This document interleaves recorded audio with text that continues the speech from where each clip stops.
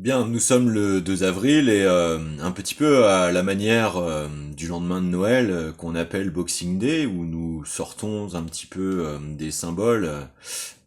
pour revenir à des phases de sublimation réellement interactionnelles avec la vérité des choses dans leur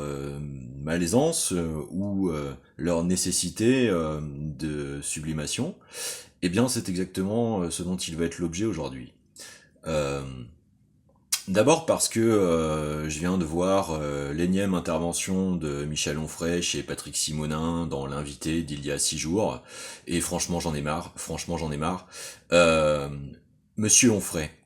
vous prétendez faire de l'histoire. Je suis désolé, vous ne faites que de l'hémiplégico-soliloquisme, de plateau.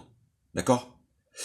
Si vous êtes réellement sincère, vous qui avez tant écrit sur la mystification comme sur les erratismes proto-fascistes du freudisme, et donc être particulièrement au fait de la connaissance psychanalytique clinique du dépassement des troubles de l'âme comme du ressentiment,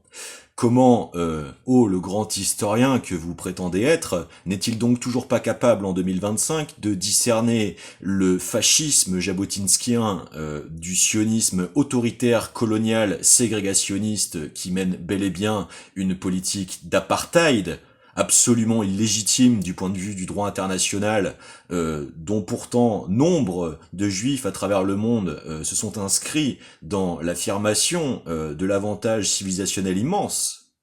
Est-ce que oui ou non, monsieur Onfray, il y a 5 statuts de citoyenneté différents pour les Palestiniens contre un seul pour les Israéliens?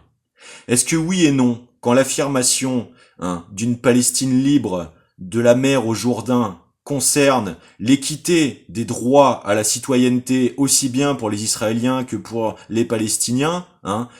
est-ce oui ou non une revendication égalitaire, absolument civilisationnelle, humaniste, oui ou non? Vous nous parlez de paranoïa démographique. Mais est-ce que oui ou non la paranoïa n'est-elle que le mimétisme héréditaire indépassable, sempiternalisé d'un strict ressentiment?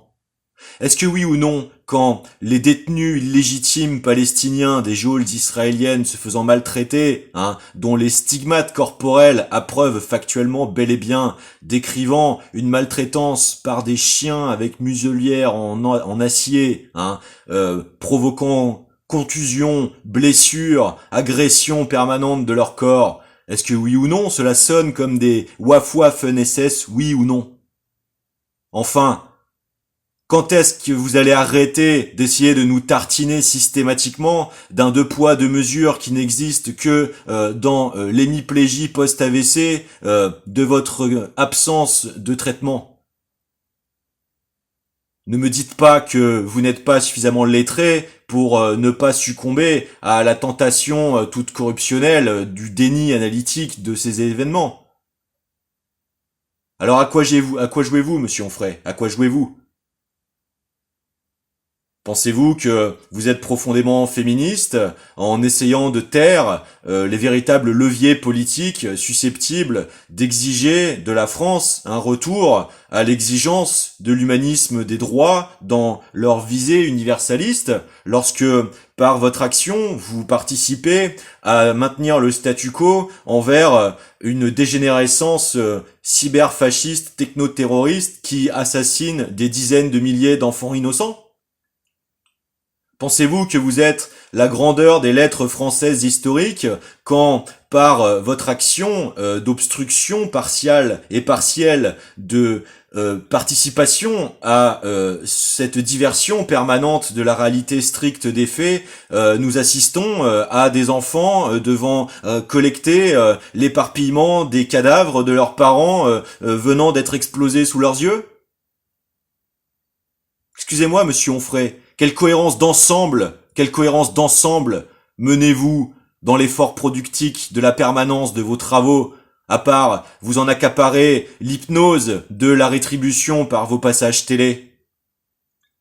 Est-ce cela, avoir eu la chance de faire des humanités d'une qualité complète?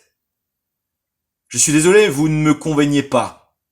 Même pire, vous commencez à la longue à sérieusement me dégoûter en fait, me dégoûter d'un intellectualisme de façade qui insulte systématiquement l'effort de l'identité française d'avoir essayé de sanctuariser l'universalité des conditions humaines.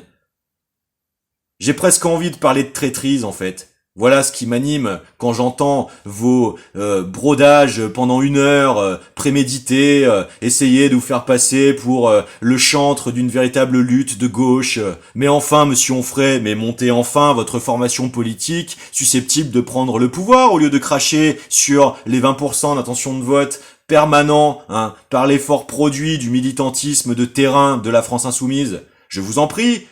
je vous en prie.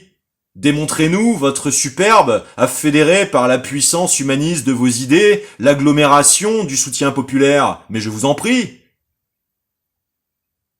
Alors, d'une certaine manière,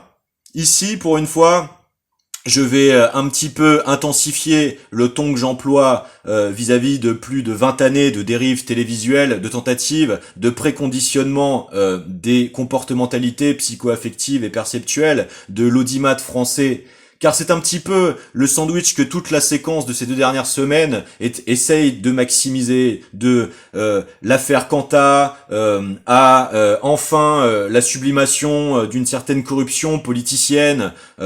à tout un tas de résurgences d'affaires d'exploitation diégétique morbide, de faits divers, d'infanticide ou de féminicide glauque, dont l'instrumentalisation hyper focalisatrice sur le strict ressentimentalisme immédiat empêche toute analyse profonde de potentiellement les véritables programmatiques subliminales de géopolitique, de conditionnement, qui sont la négation même des droits. Parce que c'est pourtant exactement ce que de véritables analyses scientifiques de ces affaires devraient pourtant œuvrer à contribuer de défendre des droits du commun. Créer le sens profond de la possibilité de la multifactorialité des causes de survention de tels actes de barbarie. Comment pouvoir nous en protéger si l'intelligence de mise en œuvre d'établissement du sens ou non est déjà préalablement, systématiquement interceptée, réduit, limité par cet entretien d'un brouhaha, d'un entre-soi auto-validiste assez cooptatoire permanent. Je suis désolé, c'est un paravent au génie collectif, c'est un paravent à la compétence, ce n'est certainement pas la représentation du sommet de ces manifestations. Et c'est ça, vraiment, qui ne va pas dans ce pays. Cela mènera et continuera de nourrir les ressentimentalismes de perception d'une anormalité susceptible d'être mise en relation avec des procédés d'ingérence et de capture du décisionnaire. Puisque n'importe quelle personne douée de raison commençant à se documenter perçoit en permanence le fossé entre l'étendue de moyens même théoriques prospectifs dans la liberté d'être consulté avec la disposition de moyens à pouvoir en tirer la compétence opérative sur de tels faits. Alors, assez d'insultes de l'intelligence de notre culture, assez de superfétatoire du parvenu de plateau qui est censé tutoyer des sommets de l'Olympe, de pauvres manants dénués d'inspiration comme de sagacité. Assez. Alors, pour rétablir une certaine vérité, puisque dans mon cas personnel, j'ai passé ma vie à faire passer les gens avant moi de par la force que m'ont transmise mes parents à pouvoir prendre sur moi et me réinventer déjà depuis plus de 20 ans, y compris devant certaines injustices, j'ai pu avoir cette position qui est aujourd'hui la mienne, d'une certaine légitimité, sans m'abandonner moi-même dans une animosité disproportionnée, mais on va pouvoir rétablir quand même quelques vérités de fond, parce que, voyez-vous, pendant qu'il est entretenu systématiquement dans cette sphère médiatique, passé de l'objectivité, d'une verticalité, d'une réduction d'un trop petit nombre de diversité éditoriale à l'époque de l'autoritarisme gaullien, malheureusement, l'avantage du nombre et de la liberté d'expression n'a pas transformé la possibilité en méthodologie et en rigueur d'hyperpertinence, mais est passé de l'objectivité de pointage d'un certain embêdage qui existait à l'époque avec le cinéma des armées à la cacophonie de commentariat. N'est-ce pas là le propre des fausses communes? N'est-ce pas cette saturation dans une forme de schizoïdisme inductif systématiquement frénétisé qui est assez analogue à ce qui a potentiellement pu se passer au Rwanda? Ces réflexions sont loin d'être dénuées de sens à l'heure où l'effroyable possibilité de la capacité de saturation des capacités psychocognitives des individus par l'évolution technologique sont des questions qui se posent réellement. Non, nous n'allons pas continuer de nous faire traiter de paranoïaques alors que nous sommes animés de l'empathie la plus sincère à la condition de nos prochains. Alors, voyez-vous, j'ai retrouvé les archives de ces carnets dans lesquels j'avais consigné dès 2006, de 2006 à environ 2012 exactement, période selon laquelle une aspiration pour la découverte de tous ces sujets que je retraite aujourd'hui, des capacités d'évolution, des légitimités à augmenter nos champs cognitifs et psychosensoriels, certainement, probablement, vertueusement vers la maximisation du potentiel du collectif à pouvoir faire face à ces mosaïcismes de difficultés qui nous sont proposés par l'hyperpénétration ontologique de l'explosion de la cybernétisation dans nos interactions quotidiennes, à pouvoir justement nous préserver d'influences et d'une dérive à l'injonctif systématique s'éloignant toujours plus loin de la véritable culture de l'emphase que constituait l'investigation, l'enquête ou la confrontation de l'instruction à charge comme à des charges préalables dignes de ce nom dans le respect à la fois de l'espérance d'aptitude d'autrui comme de la présomption d'innocence, car ces deux volets me semblent tout à fait cohérents dans leur ensemble et ne sont que des déclinaisons du vivre ensemble entre l'interactif et le processoral.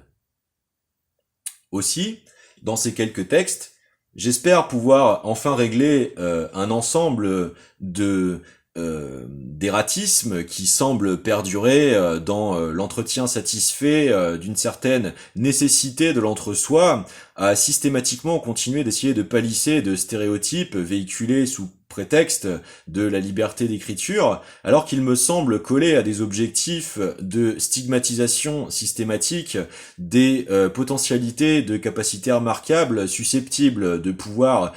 faire trembler un pouvoir dérivant toujours plus vers l'hyper-accaparation et du décisionnaire et des moyens de réalisation de l'avantage du commun. Je le fais aussi un 2 avril car ces injonctions à essayer de me mettre dans une posture de misogynie ou de manque d'estime ou d'honorabilité, de désir pour des figures de jeunes journalistes que j'ai pris la liberté d'aborder, je pense contribue amplement à les faire souffrir. Et c'est justement un des problèmes interceptifs duquel je voudrais offrir la clé à tout le monde, au lieu de continuer de perdurer dans cette voie de tentative d'induction, d'éclatement qui, il me semble en fin de course, ne sert que la possibilité de maltraitance de populations du sud économique, systématiquement invisibilisées par ces effets de diversion permanente. Aussi, j'espère et je souhaite que cette démarche ne sera pas reçue comme une antagonisation à la florescence des libertés de format agréable et ô combien exercice de l'acquérissement et de l'aguerrissement d'une capacité de ciselage de plumes ô combien bénéfique à l'intelligence collective, mais bel et bien comme la véritable légitimité à pouvoir rappeler ce que, à mon avis, beaucoup ignorent, qui est que sous le radar de cet interceptionnalisme stéréotypique permanent de falsification et de camouflage, se sont déroulées bel et bien des tentatives de plus de 20 ans, de tentatives d'aliénation des droits de ma personne comme de ma famille par ce que la cybernétique a tenté de révéler de plus prédatif d'elle-même, et que je suis peut-être à un de ces avant-postes où mon témoignage servira à sortir d'écueils d'une fréquentation d'une technologie encore beaucoup trop immature, et surtout cache-sexe des autoritarismes les plus régressifs de l'ère contemporaine. Comment pouvons-nous supporter, à l'orée du deuxième millénaire,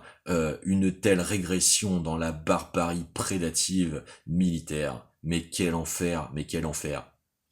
Donc je vais vous faire quelques petits beaux retours à une poésie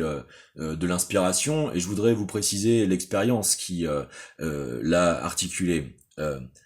Le soir de l'élection de Nicolas Sarkozy, je faisais une ascension réelle grâce aux antéogènes qui m'a fait vivre une expérience incroyable de vision de pratiquement 10 années du futur qui allait arriver. Interprétez cela comme vous voulez, comme du surnaturel, comme un délirium très mince si ça vous chante, ça ne changera strictement rien à la nature de l'expérience de ce que j'ai expérimenté. Et d'ailleurs, il existe des témoins physiques de cette soirée, notamment particulièrement une personne que j'estime, avec qui du coup nous avons prolongé le dialogue du témoignage de cet accès à une quantité absolument déstabilisante d'informations qui n'ont eu de cesse de se vérifier pendant plus d'une décennie derrière. Je pense que c'est cet accès à une hyperpertinence qui, par ma résignation à employer les réseaux sociaux pour essayer de lutter contre le déploiement de ce qui m'avait été donné de voir à l'avance, que j'ai fini par être d'autant plus identifié et finir par être désigné dans cette position où j'ai cristallisé la tentative d'un pouvoir et de l'affirmation de sa perversité, à essayer d'employer ces nouveaux outils d'hyper panopticisme interceptif,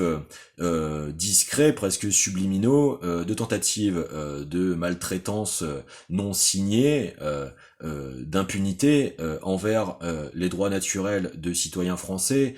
alors que je n'étais âgé qu'à peine 20 à 22 ans. Ce qui dit tout d'un tel rapport à la conception du pouvoir, n'est-ce pas?